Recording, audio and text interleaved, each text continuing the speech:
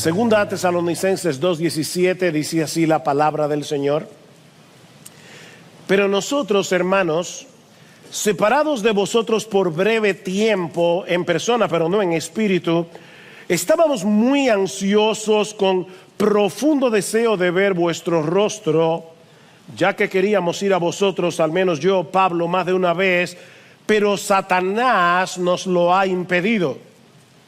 Porque ¿quién es nuestra esperanza o gozo o corona de gloria? ¿No lo sois vosotros en la presencia de nuestro Señor Jesús en su venida? Pues vosotros sois nuestra gloria y nuestro gozo. Si yo les preguntara ¿cuál es la marca distintiva del cristiano? ¿Qué es lo que evidencia sin lugar a dudas que una persona es un verdadero discípulo de Jesús?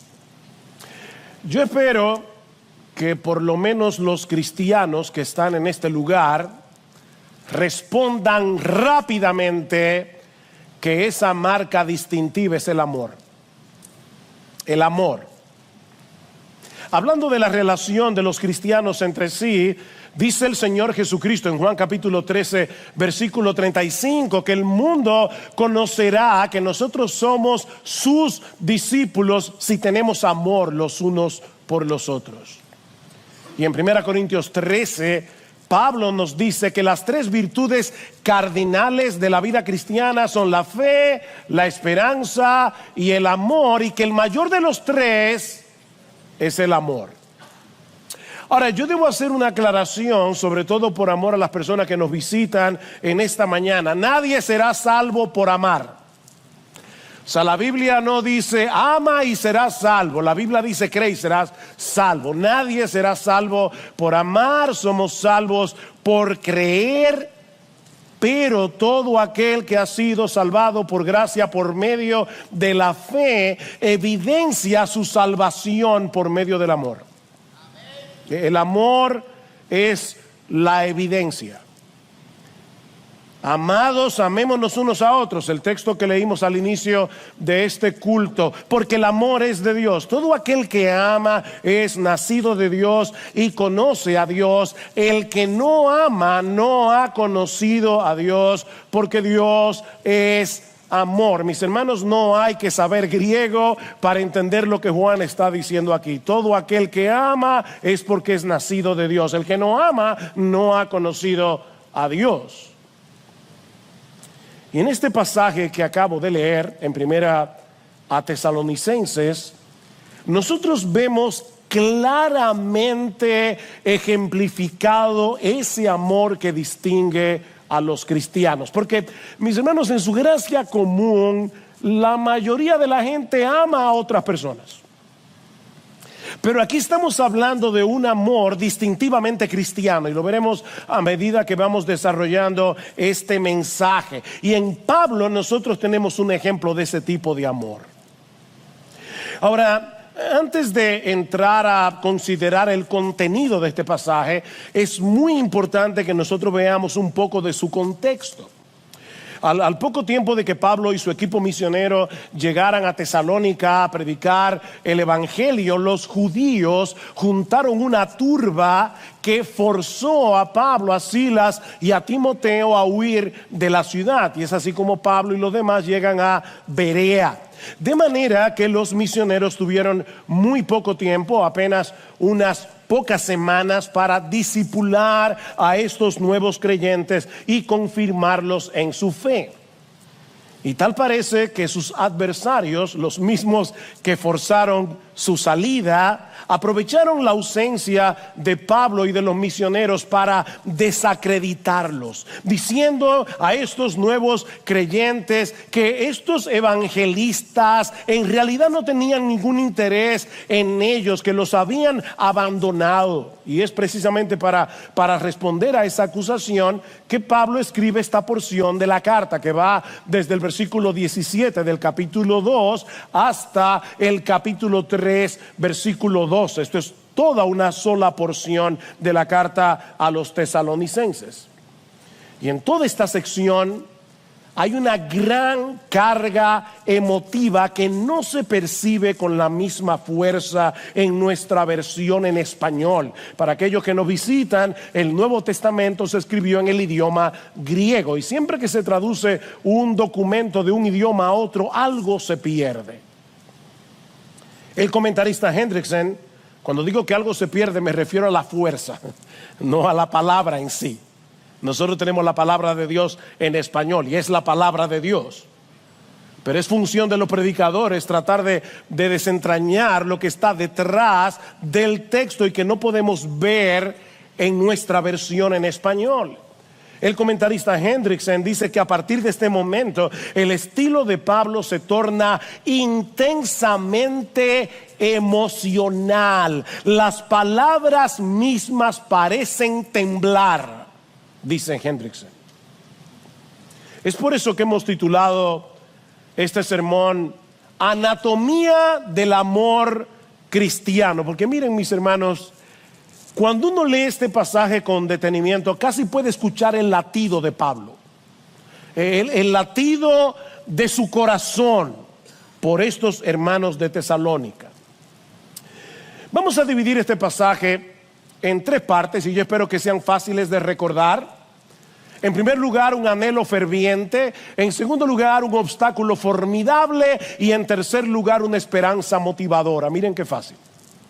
Un anhelo ferviente, un obstáculo formidable y una esperanza motivadora. Veamos entonces, en primer lugar, el anhelo ferviente de los misioneros y especialmente de Pablo de regresar a Tesalónica para fortalecer a estos nuevos creyentes en la fe. Vean otra vez el versículo 17. Pero nosotros, hermanos, separados de vosotros por breve tiempo, en persona pero no en espíritu, estábamos muy ansiosos con profundo deseo de ver vuestro rostro. La palabra que se traduce como separación es un verbo compuesto que de paso solo aparece aquí en todo el Nuevo Testamento y que significa quedarse huérfano. Eso es lo que significa el texto. Es la palabra huérfano, pero con un prefijo que la fortalece. O sea, la palabra ya es fuerte en sí misma, pero Pablo le añade un prefijo que transmite una idea más desgarradora. Es como cuando nosotros colocamos la palabra súper antes de una palabra para señalar que algo no solo es doloroso, sino súper doloroso, o que algo no solo es angustioso, sino súper angustioso. Bueno, eso es exactamente lo que Pablo está haciendo aquí. Este verbo sugiere una separación violenta, una separación desgarradora, dolorosa, profundamente dolorosa, como la de un niño que ha perdido de repente a sus padres, o como alguien que ha perdido un miembro de su cuerpo. Así de doloroso. Y hermanos, así se sentía Pablo cuando se vio forzado a dejar atrás a estos creyentes recién convertidos. A pesar de que no hacía mucho tiempo que había ocurrido la separación, note lo que dice el versículo 17, porque hermanos, nosotros separados de vosotros por breve tiempo, y aparentemente lo que eso significa es, hace poco que ocurrió esta separación, pero nos sentimos huérfanos de vosotros. Y Pablo aclara, separados, y aquí vuelvo otra vez, literalmente, separados de rostro, pero no de corazón. Eso es lo que dice el texto. De rostro, pero no de corazón. En otras palabras, aunque los judíos habían apartado a Pablo y a los misioneros de la iglesia en Tesalónica, no habían podido apartar a estos hermanos de sus corazones. Ellos estaban fuera de su vista, pero no de sus pensamientos, no de sus oraciones. El amor por ellos permanecía intacto a pesar de la lejanía, y de ahí el anhelo ferviente de Pablo de volver a verlos. Noten otra vez el versículo 17. Yo quiero ir palabra por palabra, hermanos. Pero nosotros, hermanos, separados de vosotros por breve tiempo, en persona pero no en espíritu, estábamos muy ansiosos, con profundo deseo de ver vuestro rostro. Y una vez más, el lenguaje es muy emotivo. La palabra que se traduce como ansioso conlleva la idea de apresurarse, de esforzarse. O sea, no se trata de una mera emoción, sino de una emoción que mueve la voluntad. Lo que Pablo está diciendo es que ellos se habían esforzado al máximo por regresar a Tesalónica. Porque hay gente que se vuelve ansiosa y no hace nada. Es como esas personas que están muy ansiosas sentados en una mecedora. Solo se mueven en el mismo sitio. Pero aquí no estamos hablando de ese tipo de ansiedad. Es una emoción que te mueve a la acción.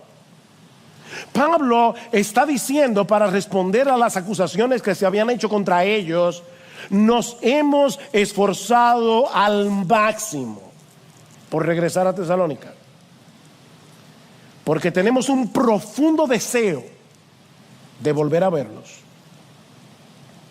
Y esta palabra, que se traduce como deseo, es la misma que se traduce como concupiscencia en el capítulo 4, versículo 5.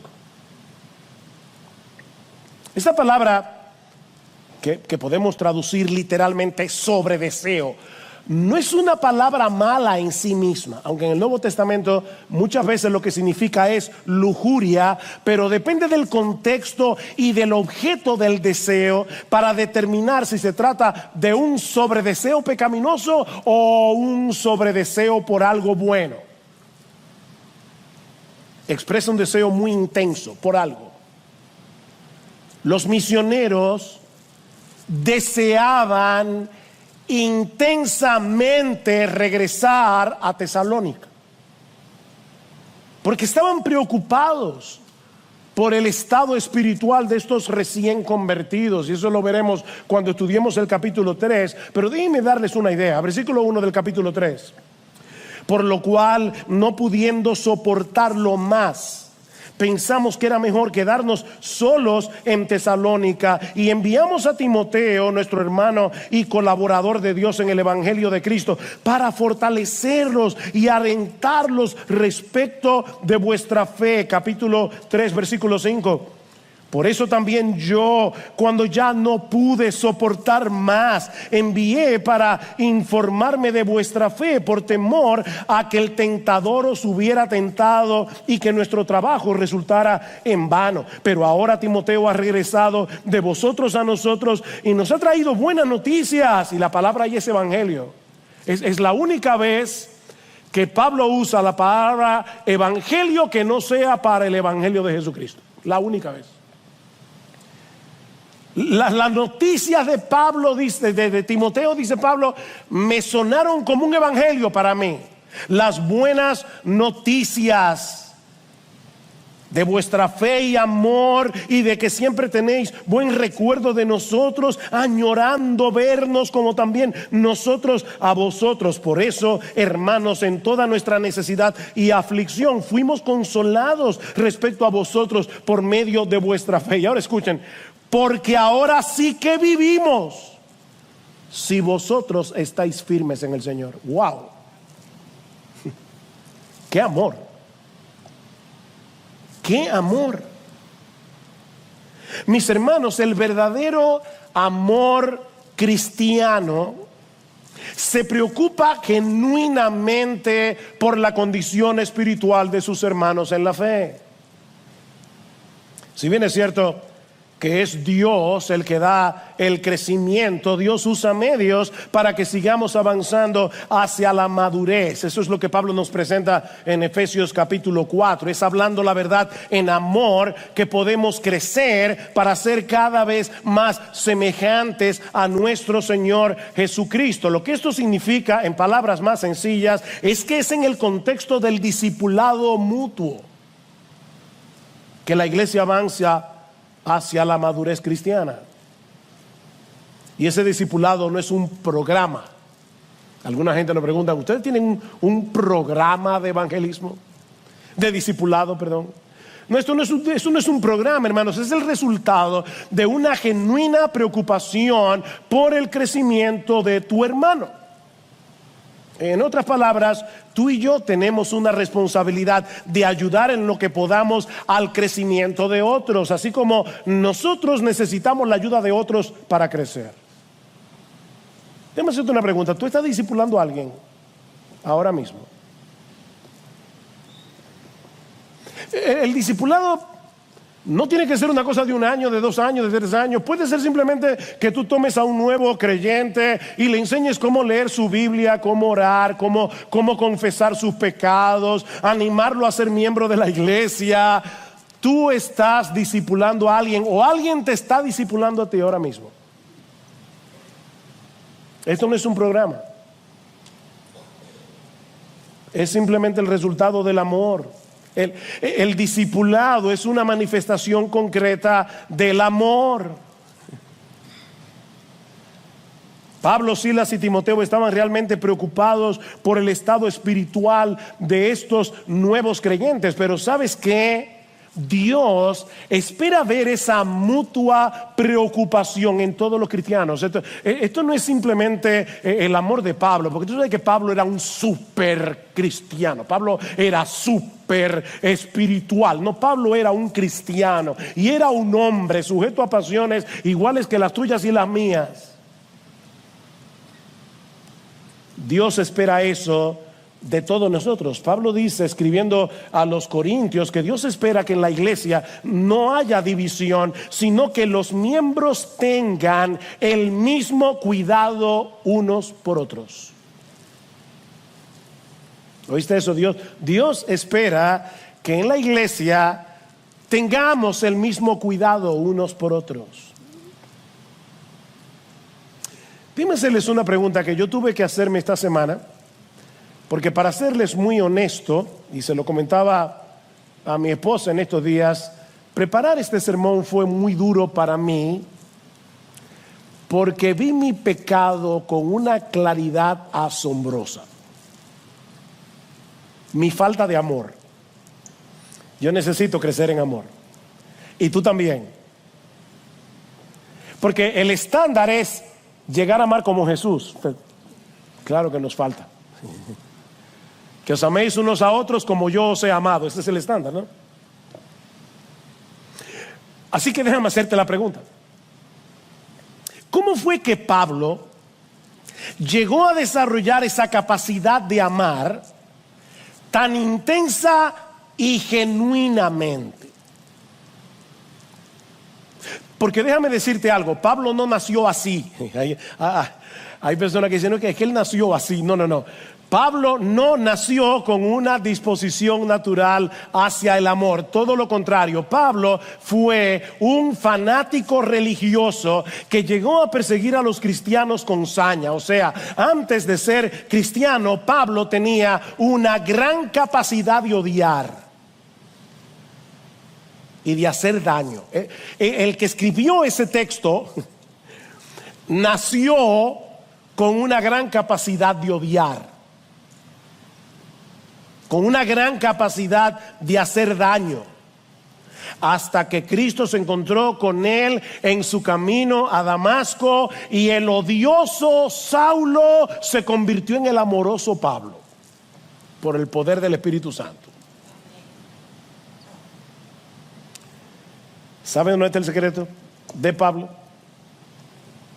Que Pablo nunca olvidó lo que él había sido. Y precisamente por eso nunca dejó de maravillarse del amor de Cristo por él. Ahí está el secreto. Miren qué fácil.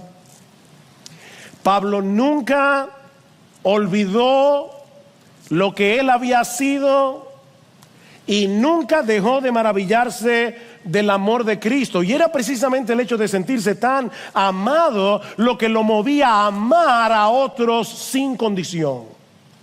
Él mismo escribió en 2 Corintios capítulo 5 versículo 14, el amor de Cristo nos constriñe, el amor de Cristo nos presiona, el amor de Cristo nos motiva pensando esto, y lo que significa es considerando seriamente esto, que si uno murió por todos, luego todos murieron y por todos murió, para que los que viven ya no vivan para sí, sino para aquel que murió y resucitó por ellos. ¿Ves el ya no vivan? Porque todos nosotros antes de ser cristianos vivíamos para nosotros mismos, pero alguien llamado Jesús murió por nosotros en una cruz. ¿Y sabes para qué? Para que ya no sigas viviendo para ti mismo.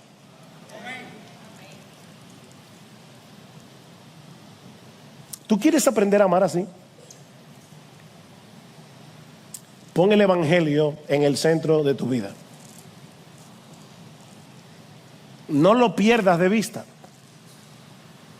Esfuérzate por ser intencional en recordar el amor de Cristo por ti, a pesar de tus pecados, incluyendo el pecado de tu falta de amor. O sea, Cristo nos ama a pesar de nuestros pecados, incluyendo nuestro pecado de falta de amor. Y cuando nosotros pensamos que Cristo nos ama a pesar de lo que somos, a pesar de nuestra falta de amor, a pesar de la falta de interés por otros, y Cristo nos ama, eso expande nuestra capacidad de amar.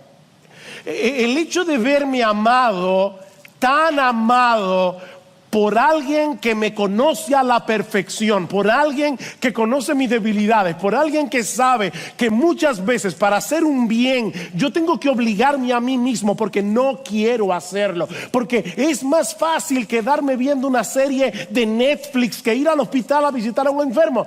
Para mí, por lo menos, yo no sé para ti, es más fácil.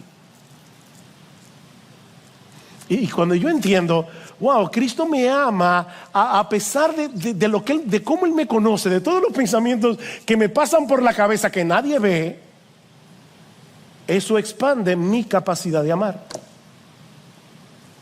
Ven, es el evangelio. En cierto modo, podemos decir que Pablo supo capitalizar su pasado. ¿Cómo así? Bueno, que en vez de paralizarse por la culpa de haber sido un perseguidor de la iglesia, Pablo convirtió su pasado pecaminoso en una especie de combustible que alimentaba la llama de su amor por Cristo y de su iglesia. Wow, Cristo me ama.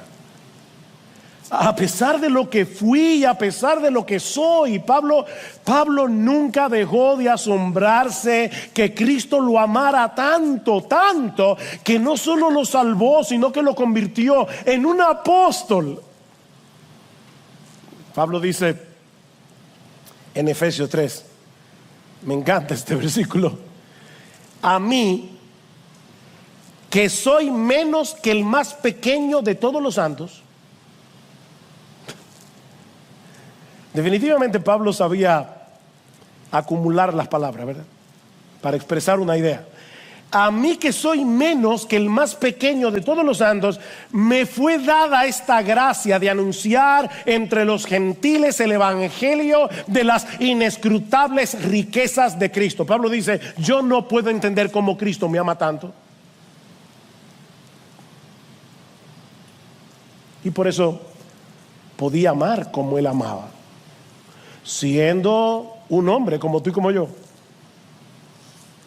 que seguramente tenía que luchar con sus propios pecados. Ahora, Pablo no solo estaba muy consciente del amor de Cristo, en contraste, ¿verdad?, con su pecaminosidad, sino también del hecho de que Cristo lo había colocado en medio de esa familia que él antes perseguía. Esos que antes eran el objeto de su odio, ahora eran sus hermanos. Ven cómo comienza el texto. Pero nosotros, hermanos, y alguien puede decir, bueno, pastor, pero usted sabe que Pablo le llamaba hermano a todos los cristianos. Ya está viendo más de la cuenta. No, yo no creo que el uso de la palabra hermanos aquí sea casual. Y no lo creo por la cantidad de veces que Pablo usa la palabra hermanos en esta carta. Para que tengan una idea, ¿cuántos capítulos tiene la carta a los romanos? 16 capítulos. ¿Cuántos capítulos tiene Primera Tesalonicenses? 5 capítulos. ¿Saben cuántas veces Pablo usa la palabra hermanos en toda la carta de los romanos? 20 veces. ¿Saben cuántas veces usa la palabra hermanos en estos 5 capítulos de Primera Tesalónica? 19 veces, casi la misma cantidad, con 11 capítulos de diferencia. Hermanos, hermanos, hermanos. Los cristianos debemos amarnos porque somos hermanos. Somos y hermanos de sangre, en el mejor sentido de la palabra. Somos miembros de una misma familia, tenemos un mismo Salvador, fuimos comprados por la misma sangre y ahora pertenecemos al mismo Padre. Mis hermanos, cuando Cristo murió en la cruz, una de las cosas que nos quitó como una ropa sucia es el individualismo. Esta es una sociedad eminentemente individualista. Yo, mis derechos, lo mío. Cuando Cristo nos salvó, nos quitó la ropa vieja, sucia, podrida del individualismo y lo enterró. Déjalo ahí donde Él lo enterró. Deje el individualismo a un lado. Por eso les decía al principio, hermano, nosotros necesitamos un avivamiento de amor. Un avivamiento de amor que nos mueva a salir de nuestra zona de comodidad y arriesgarnos a amar a otros, independientemente de si los otros te aman a ti. Y digo arriesgarnos porque, déjenme decirles algo, el amor es arriesgado. Muy arriesgado. Tú puedes darte por entero a una persona que después te va a clavar un puñal en la espalda. Y como quiera, tú debes amar. Debes amar. Lamentablemente, debemos reconocer que es muy fácil para nosotros quedarnos encharcados en el nadie se preocupa por mí, en vez de decirnos a nosotros mismos, necesito crecer en mi preocupación por los demás. Yo necesito ser intencional en orar por mis hermanos en la fe, en aliviar sus cargas, en ayudarlos a crecer. Es mucho más fácil decir, nadie se pone en mi pellejo, que hacer el esfuerzo de ponernos en la piel del otro. Sobre todo cuando nosotros mismos estamos pasando por tiempos difíciles. Cuando nosotros mismos estamos sufriendo.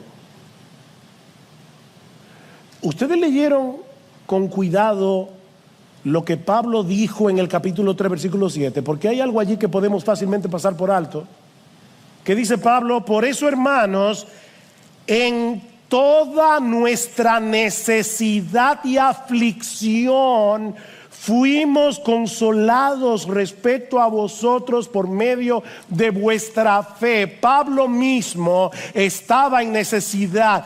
Pablo mismo estaba en aflicción cuando manifestó este amor tan profundo por los hermanos de Tesalónica. Así que el dolor no es una excusa.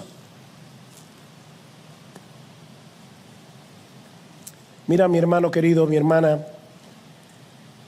en vez de aislarte en tu dolor, haz lo que hizo Pablo. Pablo seguía preocupado por estos hermanos. Y aunque se había esforzado por regresar a Tesalónica, algo se lo impidió. Lo que nos lleva a nuestro segundo encabezado. Ya vimos el anhelo ferviente. Veamos ahora en segundo lugar el obstáculo formidable. Versículo 18. Ya que queríamos ir a vosotros, al menos yo, Pablo, más de una vez, y no es que Pablo está diciendo, bueno, por lo menos yo, Timoteo y Sila, yo no sé, no. Lo que pasa es que varias veces Pablo se quedó solo, sin Timoteo y Silas, y muy probablemente lo que Pablo está diciendo es, cuando yo estaba solo, más de una vez yo traté de volver, y no pude. ¿Y por qué no pudiste, Pablo? Porque Satanás nos lo ha impedido. ¿Qué texto más misterioso, verdad? Satanás me lo impidió, o Satanás nos estorbó, como dice la Reina Valera del 60. Este es un término militar que hace referencia a las trincheras que cavaban en el camino las tropas enemigas para evitar que el otro ejército avance. Esa es la idea. Así que Pablo está señalando a Satanás aquí como una fuerza opositora que se opone al avance del evangelio. Ahora, nosotros no sabemos cómo fue que Satanás le impidió a Pablo regresar a Tesalónica, porque Pablo no lo dice, así que no nos vamos a poner a especular. Tampoco sabemos cómo es que Pablo podía saber con tanta certeza que fue el diablo que se lo impidió.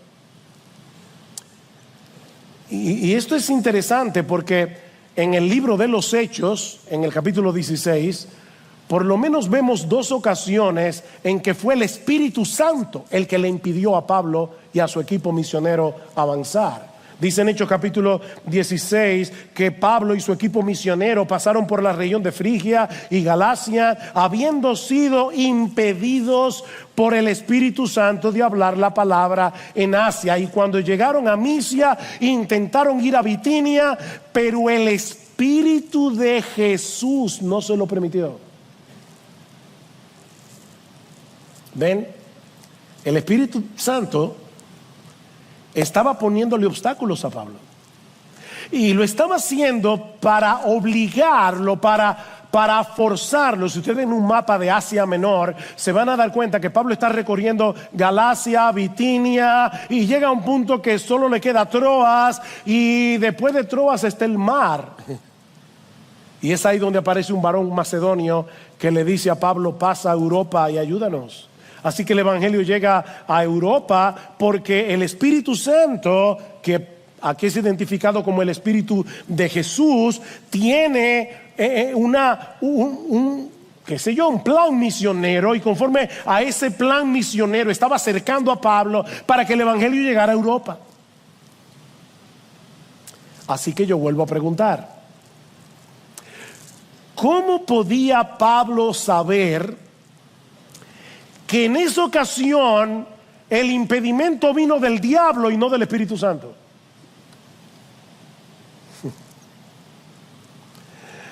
Bueno, la respuesta puede ser porque el impedimento estaba viniendo de parte de los judíos que odiaban el evangelio, y viendo el instrumento, Pablo dice: el diablo los está usando. O puede ser que el mismo Espíritu Santo le revelara a Pablo de dónde venía el impedimento. Pero independientemente de eso, hermanos, hay al menos 2 cosas que debemos tomar en cuenta aquí.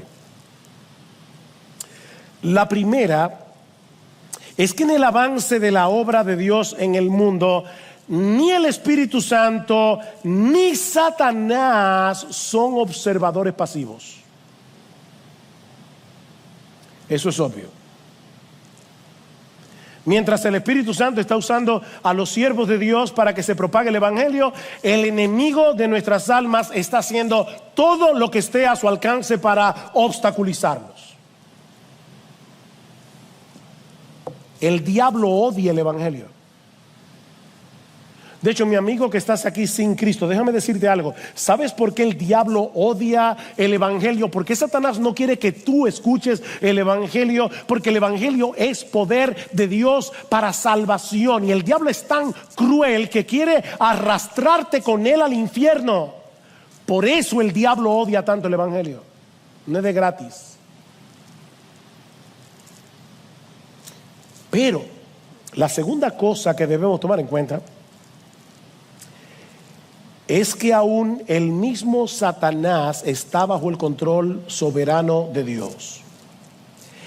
Y por lo tanto, él no puede actuar sin su permiso. ¿Recuerdan en Lucas, capítulo 21, versículo 22-31, cuando Cristo le dice: Pedro, Satanás os ha pedido para zarandearlos como a trigo, pero yo he rogado por ti para que tu fe no falte. Satanás os ha pedido, porque él no puede hacer absolutamente nada a menos que Dios se lo permita. Y cuando Dios se lo permite, es porque tiene un propósito superior en mente. Dios usa al mismo diablo para llevar a cabo sus planes.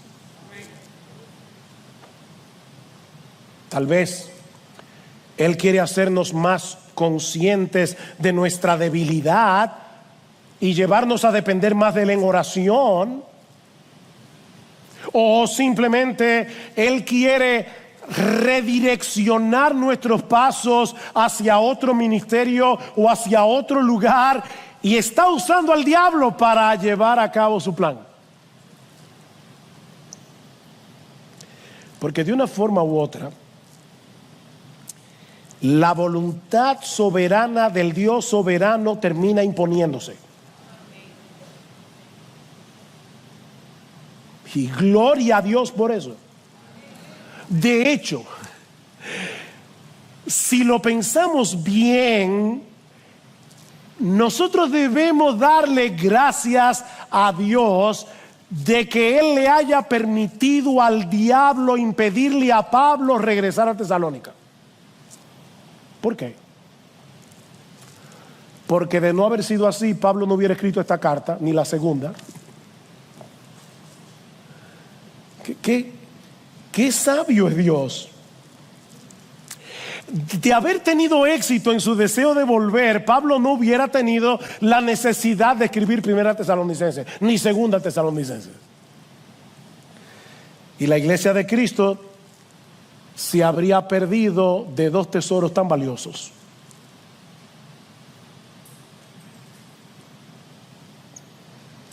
La voluntad de Dios termina imponiéndose de un modo u otro. Y su voluntad siempre es buena, es agradable y es perfecta, dice Pablo en Romanos 12. Siempre. Aún cuando usa al mismo diablo.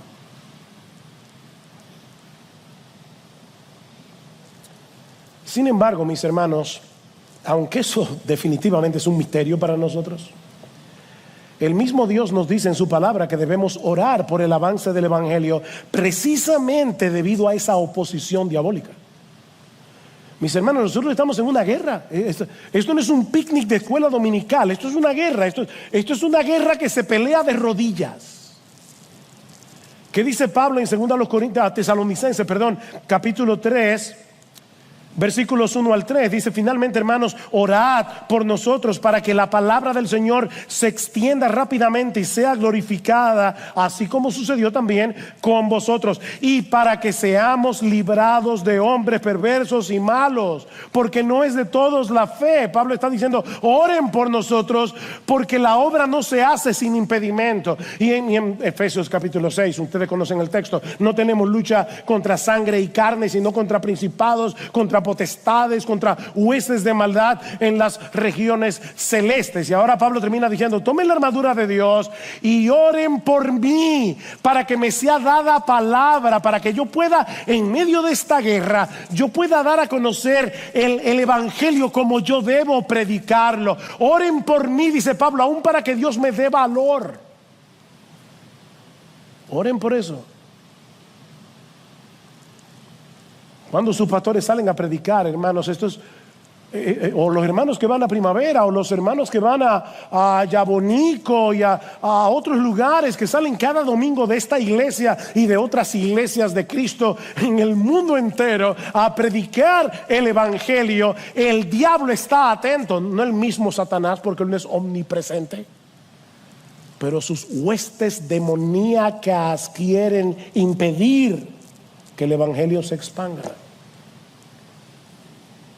¿Y qué debemos hacer nosotros? Orar.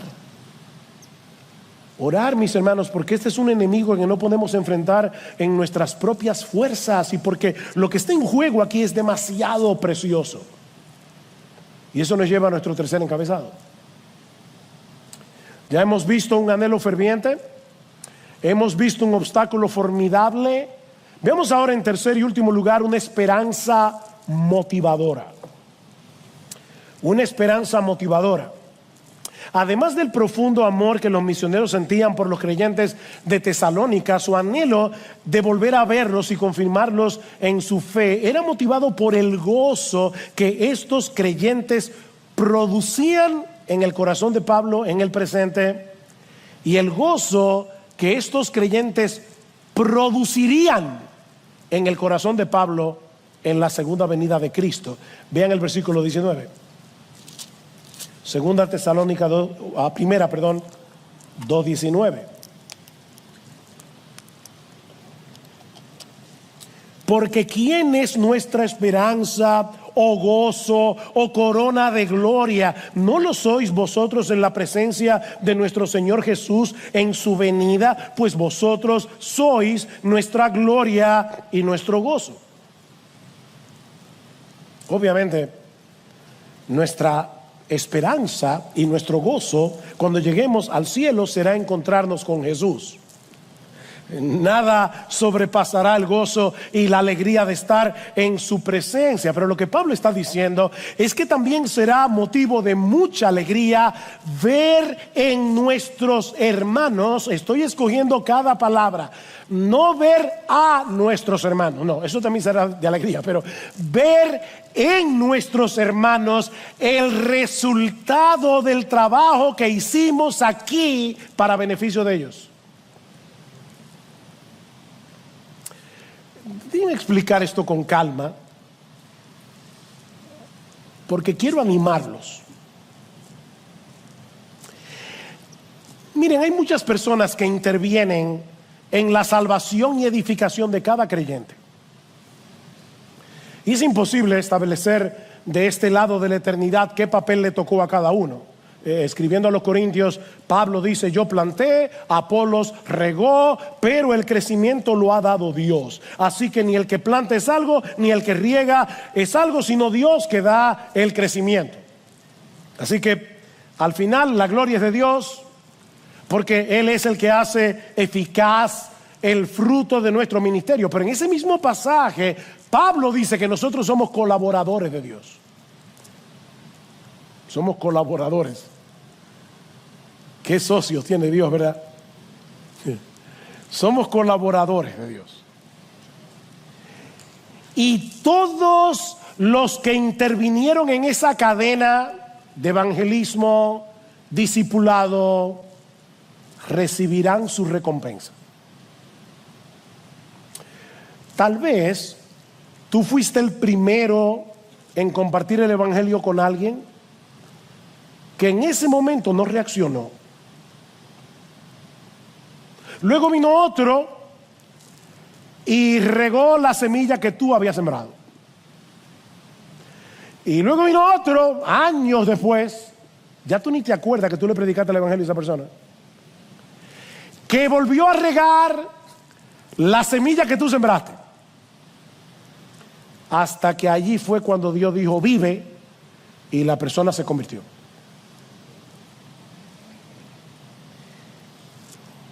O tal vez a ti te tocó discipular a ese nuevo creyente.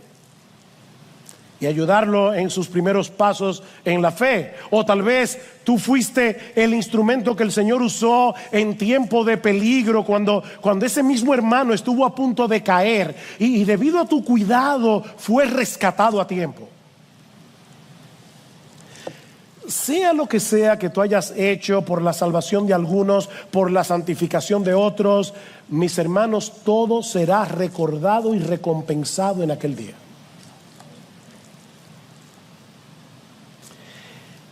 Mira, tal vez las personas que tú beneficiaste ni te lo agradecieron.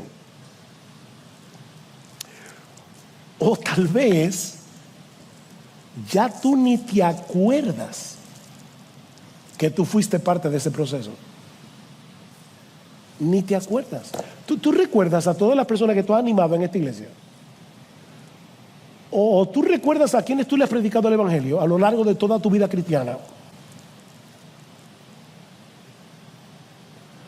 Hay una historia famosa de un señor llamado Luke Short, un inglés, que oyó el evangelio a través de un pastor muy famoso en la época de los puritanos, Richard Sibbes,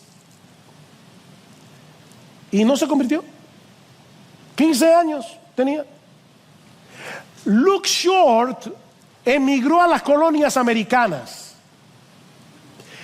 y cuando tenía más de 90 años de edad, sentado en una piedra en su campo, recordó la prédica de Richard Sibbes que él oyó cuando tenía 15 años y se convirtió.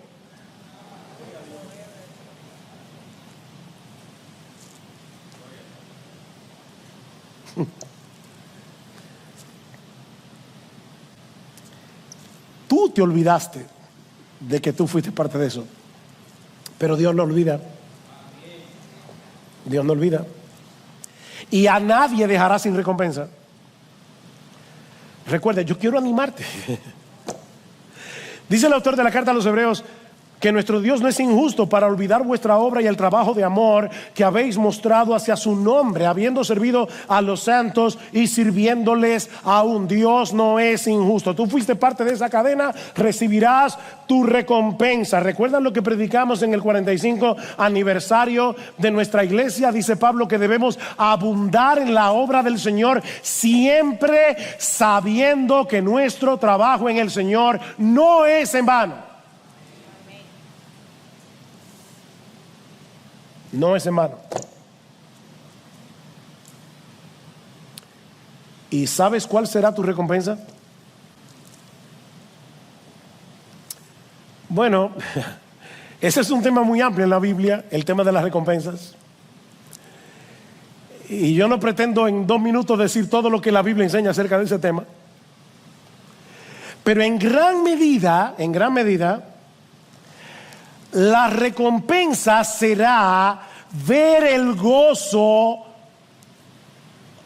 del resultado de todo lo que hiciste para Cristo y para su iglesia. Ese gozo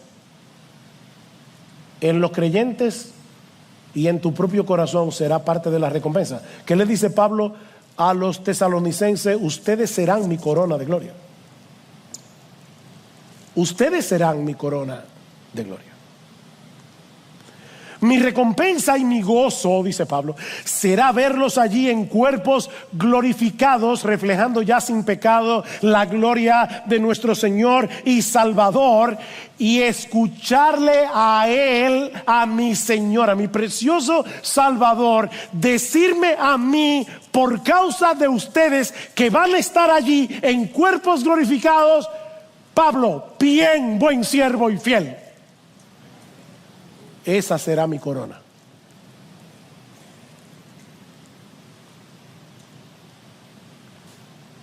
Bien, buen líder de grupo pequeño. Te ocupaste de tus hermanos que estaban allí en ese grupo.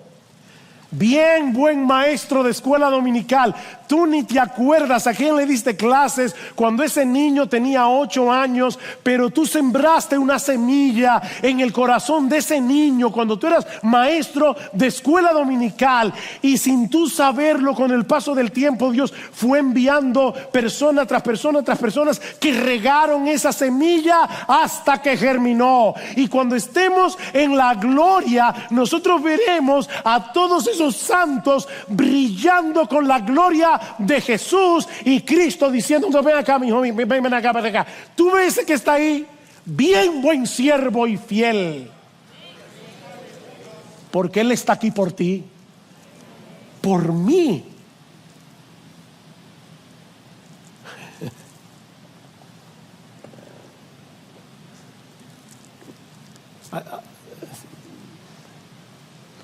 Estoy mirando el reloj.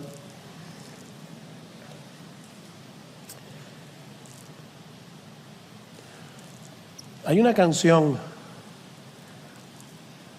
que la letra no es teológicamente tan precisa, pero muchas veces a lo largo de mi vida cristiana escucho esa canción y me pongo a llorar. Y es un individuo que narra un sueño. Ya, yo sé que algunos miembros de IBCJ ya se ponen nerviosos. Dice: yo tuve un sueño. En el sueño yo llegaba al cielo y caminando por la calle de oro me encontré contigo. Y mientras hablábamos, un joven vino caminando hacia ti y te dijo: fulano, tal vez tú no me recuerdas, pero yo fui alumno tuyo en la escuela dominical cuando yo tenía 8 años. Y un día estabas orando por tus alumnos y el Espíritu Santo te usó para salvarme a mí.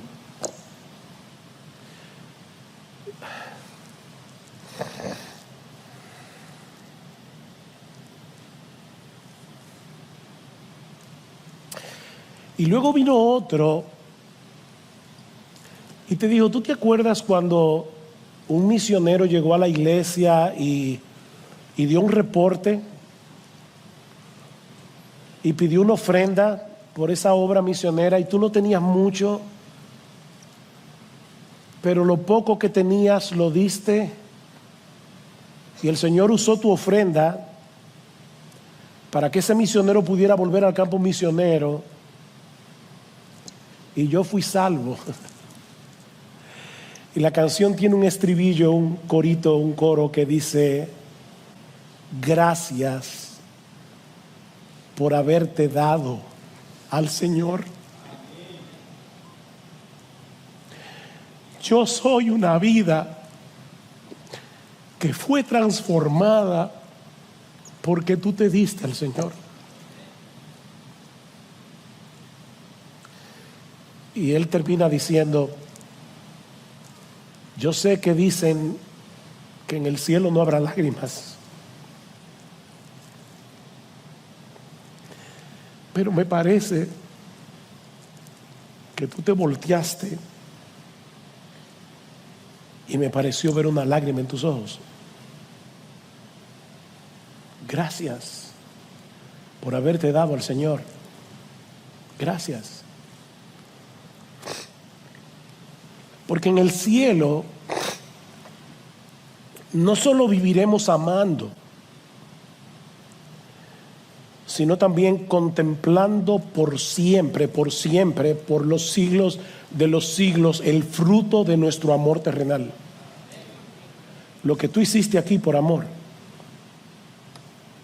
tú verás el fruto allá, por los siglos de los siglos.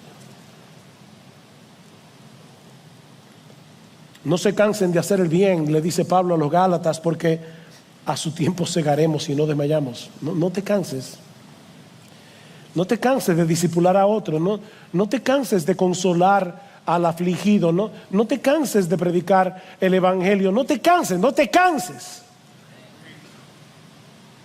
Padres, no se cansen de criar a sus hijos. Yo sé que a veces parece que la labor no está dando resultado. Padres, no se cansen de orar por ellos. A su tiempo segaremos y no desmayamos.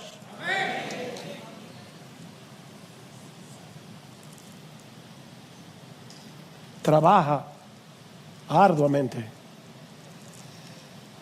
con los ojos puestos en la segunda venida.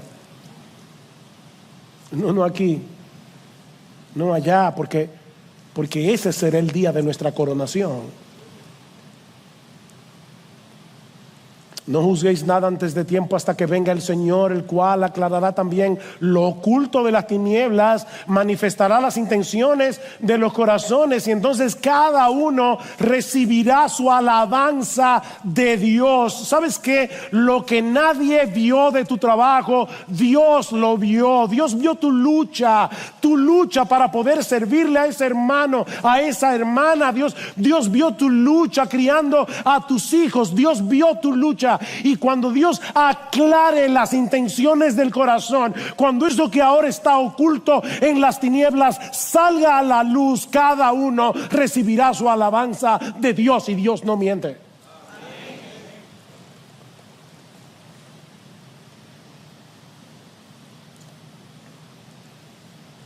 Y mientras llegue ese día, ten ojos para ver a los que están caminando bien, y anima tu corazón con ellos. ¿Qué dice Pablo en el versículo 20? Ustedes sois, ahora, no que lo serán cuando Cristo vuelva, ustedes sois nuestra gloria y nuestro gozo.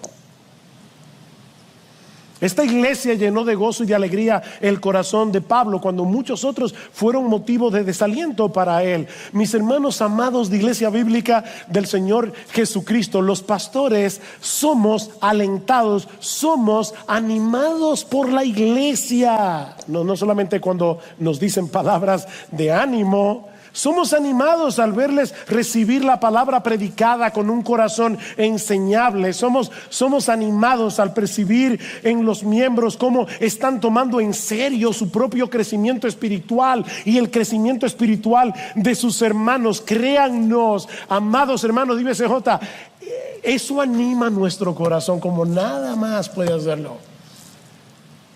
Yo no tengo mayor gozo que este, dice Juan, que el ver a mis hijos andando en la verdad.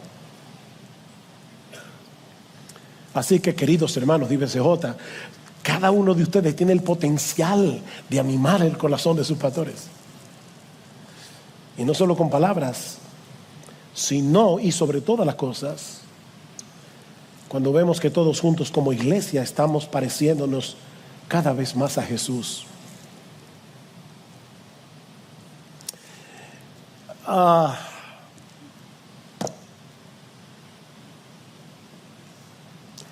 Yo no puedo terminar sin decir dos cosas. Sí, me pasé. Una vez al año no hace daño, dicen los cubanos. Déjeme añadir solo dos cosas. Voy a tratar de ser breve. Voy a ser breve.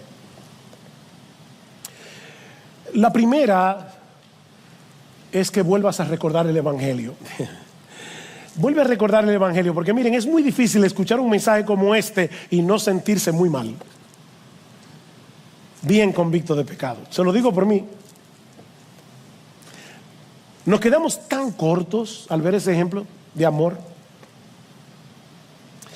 Pero recuerda, mi hermano, mi hermana, que Cristo vivió, murió y resucitó por ti, para reconciliarte con el Padre. Él llenó la medida de amor que nosotros jamás vamos a poder llenar de este lado de la eternidad, que de hecho ni siquiera Pablo la pudo llenar, una medida que nadie puede llenar. Y la sangre que Él derramó en la cruz hace 2000 años todavía nos limpia de pecados, incluyendo nuestra falta de amor. Si confesamos nuestros pecados, Él es fiel y justo para perdonar nuestros pecados y limpiarnos de toda maldad. ¿Has podido identificar en ti falta de amor? ¿Has podido identificar en ti áreas en las que tú puedes crecer en el amor? Pídele perdón al Señor y el Señor te perdonará. Recuérdate de nuevo el Evangelio para que no te quedes aplastado por el peso de la culpa y puedas regocijarte otra vez en tu salvación y seguir corriendo. Pero no lo dejes ahí. Y aquí está mi segunda aplicación. Todos nosotros necesitamos seguir creciendo en nuestra capacidad de amar a los demás. Y esa gracia del perdón que Cristo nos ofrece en el Evangelio debe ser el combustible que nos impulse a seguir avanzando hacia la madurez. Y avanzar hacia la madurez no es otra cosa que parecernos cada vez más a Él. La razón por la que somos recibidos en la presencia de Dios es la obra de Cristo a nuestro favor. Como decíamos al inicio de este mensaje, no somos salvos por amar, somos salvos por creer. Cree en el Señor Jesucristo, cree y serás salvo. Pero Cristo es tan bueno y tan poderoso que Él no nos deja como nos encuentra. Así como Él convirtió al odioso Saulo en el amoroso Pablo, Cristo nos libera de la esclavitud del pecado, nos libera del orgullo, nos libera del egoísmo, para que ahora seamos capaces de amar con esa clase de amor con el que somos amados por Él. No creas que por el hecho de ser salvo ahora el amor fluye.